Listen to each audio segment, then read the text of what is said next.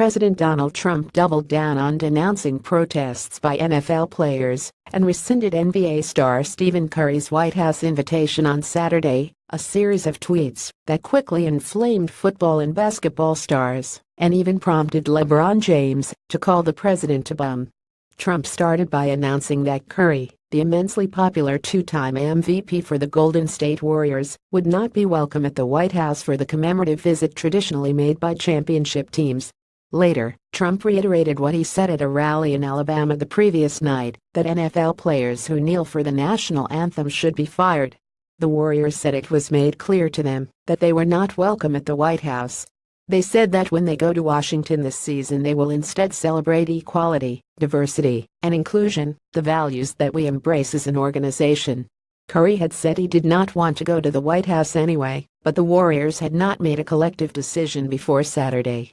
Read more. This is everything Donald Trump said in his speech about the NFL. You bum at STEPHENCURRY 30 already said he ain't going, James tweeted in a clear message to the president, a post that Twitter officials said was quickly shared many more times than any other has sent. So therefore ain't no invite.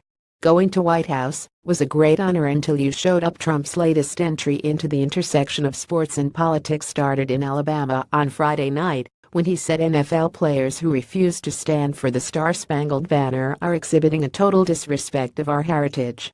Several NFL players, starting last season with then San Francisco quarterback Colin Kaepernick, have either knelt, sat or raised fists during the anthem to protest police treatment of blacks and social injustice. Last week at NFL games, 4 players sat or knelt during the anthem, and 2 raised fists, while others stood by the protesters in support. Other players have protested in different ways over the past season since Kaepernick began sitting during the 2016 preseason. That's a total disrespect of everything that we stand for, Trump said, encouraging owners to act. He added, "Wouldn't you love to see one of these NFL owners, when somebody disrespects our flag, you'd say, get that son of a bitch off the field right now. Out has fired." On Saturday, Trump echoed his stance. If a player wants the privilege of making millions of dollars in the NFL or other leagues, he or she should not be allowed to disrespect our great American flag or country, and should stand for the national anthem, Trump wrote in an afternoon pair of tweets. If not, you're fired. Find something else to do. If a player wants the privilege of making millions of dollars in the NFL or other leagues, he or she should not be allowed to disrespect Donald J. Trump at Donald Trump September 23, 2017, our great American flag or country, and should stand for the national anthem. If not, you're fired. Find something else to do. Donald J. Trump at Donald Trump September 23, 2017. Roger Goodell of NFL just put out a statement trying to justify the total disrespect certain players show to our country. Tell them to stand. Donald J. Trump at Donald Trump September 23, 2017. Plenty of other current and former stars from across sports weighed in Saturday. Richard Sherman of Seattle Seahawks said the president's behavior is unacceptable and needs to be addressed. "If you do not condemn this divisive rhetoric, you are condoning it," Sherman tweeted. NFL Commissioner Roger Goodell strongly backed his league's players.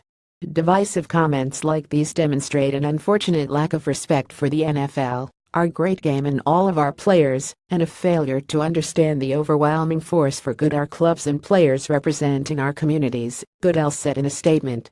Trump also bemoaned what he called a decline in violence in football, noting that it's not the same game, because players are now either penalized or thrown out of games for aggressive tackles. "No man or woman should ever have to choose a job that forces them to surrender their rights," Demarest Smith, the NFL Players Association executive director, said Saturday. "No worker nor any athlete, professional or not, should be forced to become less than human when it comes to protecting their basic health and safety." Trump has met with some teams already in his first year in office. Clemson visited the White House this year after winning the college football playoff. Some members of the New England Patriots went after the Super Bowl victory, and the Chicago Cubs went to the Oval Office in June to commemorate their World Series title. The Cubs also had the larger and more traditional visit with President Barack Obama in January, 4 days before the Trump inauguration.